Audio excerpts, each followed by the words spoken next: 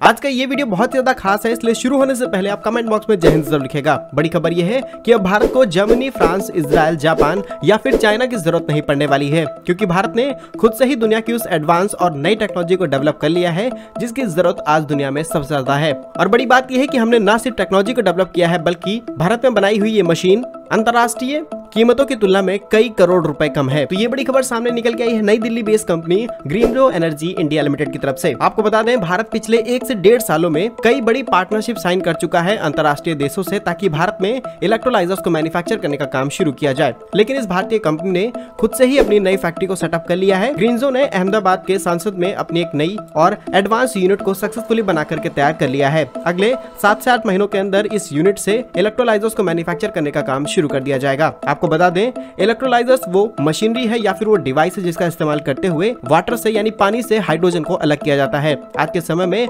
Hydrogen fuel काफी ज्यादा महत्वपूर्ण ईंधन माना जा रहा है, जिसका इस्तेमाल न सिर्फ कार, बस, ट्रेन, यहाँ तक कि अब रोल्स रॉयस और बोइंग जैसी कंपनीज ने एयरक्राफ्ट के अंदर करना शुरू कर दिया है। और इसी चीज को ध्यान में रखते हुए कंपनी ने जल्द से जल्द अपनी इस नई फैक्ट्री को सेटअप किया और मार्च 2024 से यहाँ पर इलेक्ट्रोलाइजर्स का मैन्युफैक्चरिंग प्रोसेस शुरू हो जाएगा। पहले फेज में कंपनी ने करीब 100 करोड़ रुपए का निवेश किया है इस यूनिट में, जिससे 1 मेगावाट, 2 मेगावाट और 5 मेगावाट की कैपेसिटी वाले इलेक्ट्रोलाइजर्स को मैन्युफैक्चर किया जाएगा।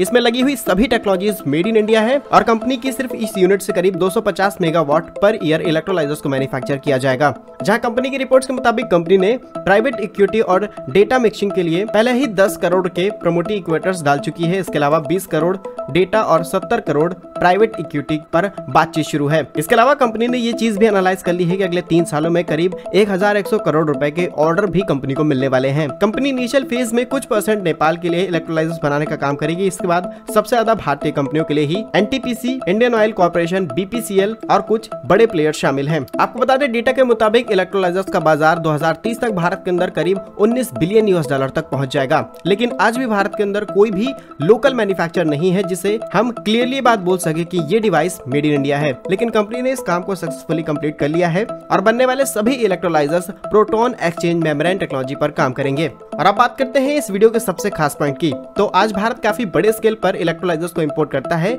जिनकी कीमत करीब 16 से 17 करोड़ रुपए होती है। लेकिन कंपनी ने जिन मेड इन इंडिया इलेक्ट्रोलाइजर्स को बनाने का काम किया है, उनकी कीमत सिर्फ 12 से 13 करोड़ रुपए है। और बनाएगी ये मशीन सिर्फ 1 घंटे के अंदर 1 मेगावाट इलेक्ट्रिसिटी का इस्तेमाल करते हुए करीब 18 किलोग्राम हाइड्रोजन को प्रोड्यूस करने वाली है। और साल 2023 में ही हमने देखा है कि रिलायंस इंडस्ट्रीज लिमिटेड, अशोक लेलैंड, टाटा, ओलेक्ट्रा ग्रीन टेक और कई बड़े प्लेयर्स ने अपने हाइड्रोजन ऑपरेटेड व्हीकल्स को भी लॉन्च कर दिया है। इतना ही नहीं, एलएनटी के पास खुद का हाइड्रोजन प्लांट है हजीरा में, वहीं ओएनजीसी के पास हजीरा में ग्रीन हाइड्रोजन प्लांट है और बीपीसीएल के पास भी एक ग्रीन हाइड्रोजन प्लांट है। धीरे धीरे देश के अंदर इन प्लांट्स की संख्या बढ़ने वाली है, जिससे देश के अंदर ग्रीन हाइड्रोजन बड़े स्केल पर प्रोड्यूस की जाएगी और हमारी तेल जरूरतों की जो निर्भरता है वो धीरे धीरे कम होगी। इस पूरे वीडियो पर आपका क्या कहना है कमेंट बॉक्स में जरूर बताइएगा। भारत कैसे ही यूजफुल एंड इन्फॉर्मेटिव वीडियोस पाने के लिए हमारे YouTube चैनल को सब्सक्राइब जरूर कर लीजिए। मिलेंगे हम आपको एक नई और इंटरेस्टिंग वीडियो में, तब तक के लिए वंदे मातरम, भारत माता की जय।